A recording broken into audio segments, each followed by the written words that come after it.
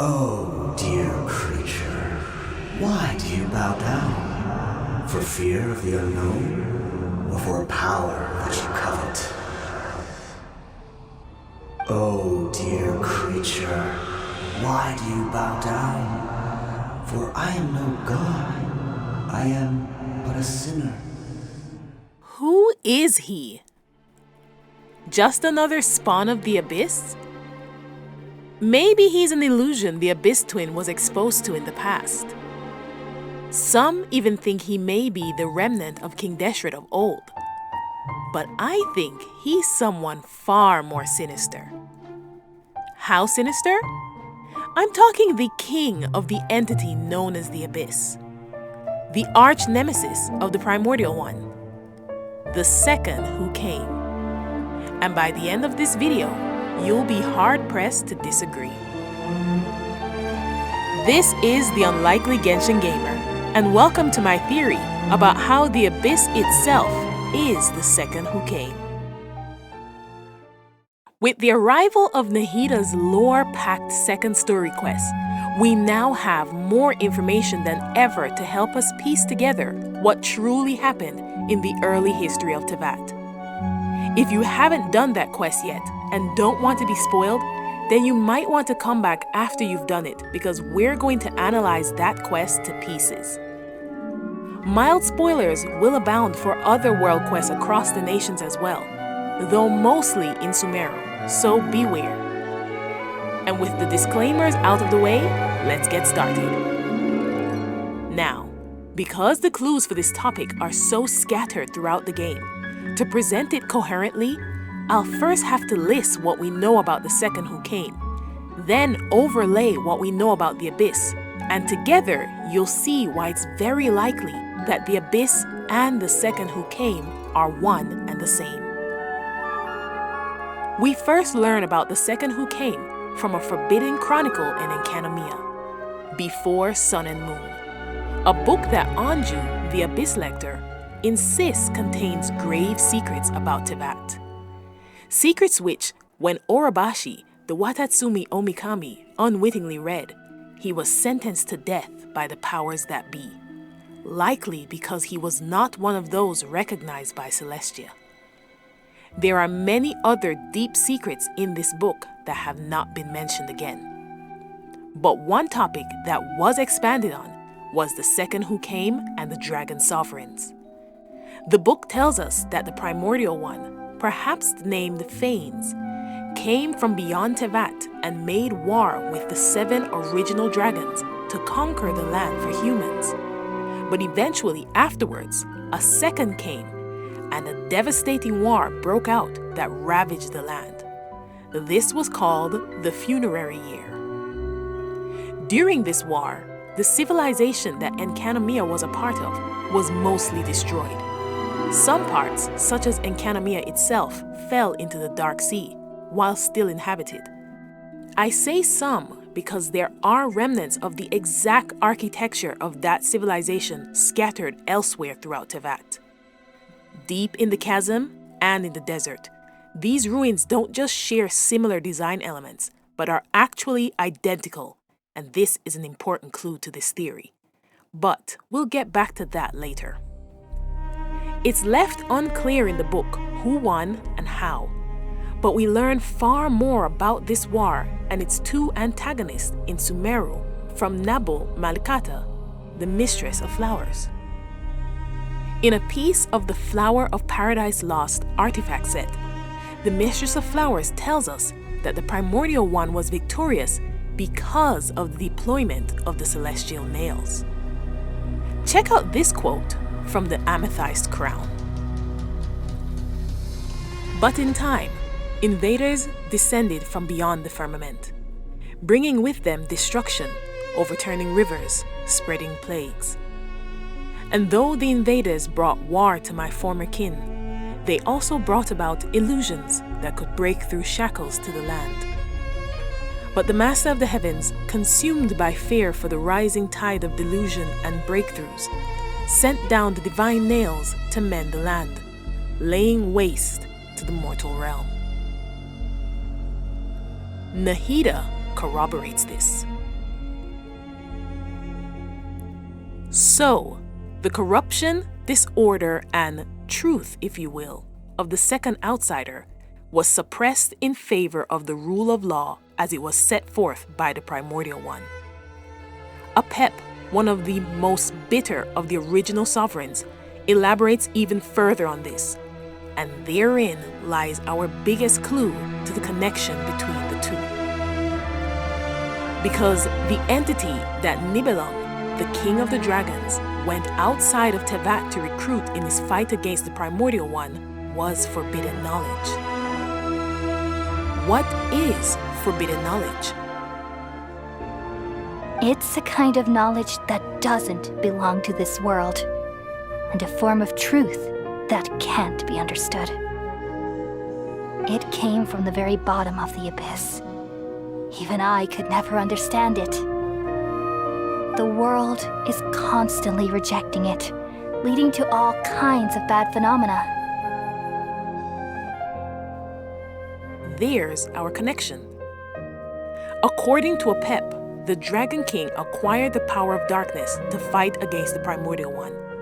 And the Mistress of Flowers says the Primordial One used the celestial nails to prevail over it. Nahida points out that the energy of the spikes, which combats incompatible knowledge, was used to fight the abyss. Additionally, Apep says that after its efforts to gather forbidden knowledge were thwarted by the spike, which created the desert, Deshret brought this knowledge back into the world through the sacrifice of the Mistress of Flowers. We learn this as well from the Flower of Paradise Lost artifacts. She agreed to teach him all there was to know about the heavens and the abyss. So if we follow this trajectory, this timeline, Teyvat had no forbidden knowledge until Nibelung. Then it was eradicated by the spikes. Then Deshret, through Nabu Malikata, brought it back, and Apep was infected with it upon swallowing Deshret's essence. Rukkhadevata says that she was more prepared to combat the abyss when the Conrian disaster hit because of recognizing its structure from when she worked with Deshret to suppress it thousands of years ago. The two phenomena are very often used interchangeably. If that weren't enough, let me show you another clue, the one that led me on this wild goose chase in the first place. Remember how I said that the Enkanomiya civilization has identical offshoots elsewhere in Teyvat? There is something we often find in these locations. Mysterious hotbeds of abyssal activity, where we encounter creatures that so far aren't seen anywhere else. Abyss heralds and lectors in Enkanomiya, which is arguably the region that recovered the most with Ishtaroth's intervention. The Inquisitor Baptist in Sumeru, the abyssal meeting place and upside-down city in Liyue's chasm, and even deeper, the Sinner. While working on my theory about abyss monsters, I started to wonder how could they be Conrians if they existed so prevalently in places the Conrians didn't inhabit at all. It occurred to me that some of them were very, very old as the other civilization. And then I began to think that perhaps the abyss is the reason they fell. Now we have confirmation that, at the very least, dangerous forbidden knowledge, allegedly identical in structure to abyssal darkness, was present back then. Now, before I expound on why the Sinner may be the ultimate manifestation of the abyss itself, I want to show you something else. There is a creepy detail I've noticed within these locations, mostly in the chasm, and it's that in places that feature very strong abyssal corruption, the laws of nature, such as gravity and time, seem distorted. Could this be the delusions and breakthroughs that the Mistress of Flowers spoke of? What do you think? Now, on to the Sinner himself. Based on notes taken by Conrian researchers who were enthusiastically tampering with abyss energy, and later Fontaine researchers from the Narcissan Cruz Institute, the abyss is a type of energy with a will, a sort of sentient energy that is on level in order of power with that of the crystalline spikes and above that of elemental energy. This explains why it damages even the ancient dragons who are elemental beings and is able to corrupt the power of the seven. Think of them as, say, the power of light and darkness, both of which are higher than the power of the elements. The Conrians, who were not in favor of the fraternization with the abyss, called them demons that were ineffable, outside of a human realm of understanding and something not to be touched. The sinner is no ordinary spawn of the abyss. He addresses the traveler from the point of view of a superior entity, one not constrained to the normal laws of the world.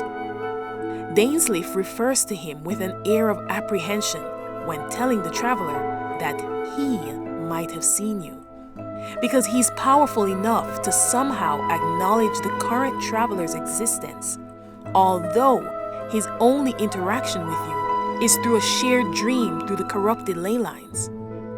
And for him to have seen you is a bad thing. He even tells the traveler that he will look back on them at the end of time and that he knows their fate well. He garners worship from unwilling victims, seemingly on level with archons, and there is reason to believe this isn't the only time he's been mentioned.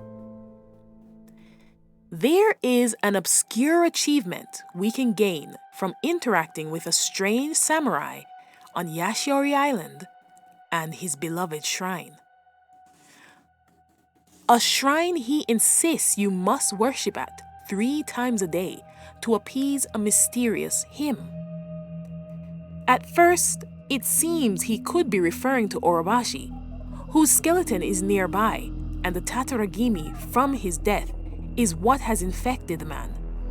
But this seems to be contradicted by the fact that the samurai has obvious disdain for the gods, calling both the people of Narukami and Watatsumi madmen and fools for not worshipping the ominous him. And he despises the Dendro Archon because of one of his victims who flees to Sumeru for help. The samurai tells us that the mysterious god is strong because he listens. He sees and hears everything because he is strong. Sounds eerily familiar, like someone whose power and reach is not to be underestimated. Like the sinner. And the sinner definitely sounds like someone who could have fought with the Primordial One in a battle that brought the world to its knees with the power of the abyss behind him. So, after all this, there's a new question. Since he inveigled Clothar to found the Abyss Order and deceived the Abyss Twin to bring them to his side, what's his next move now that he has become aware of the other twin? If you've made it this far, I'm certain you have your own opinion on this theory. So go ahead and hit me with your best contradiction. Or share some of your findings that support this theory. Either way, thank you so much for watching. Please like, share, and subscribe, and hopefully I'll see you in the next video.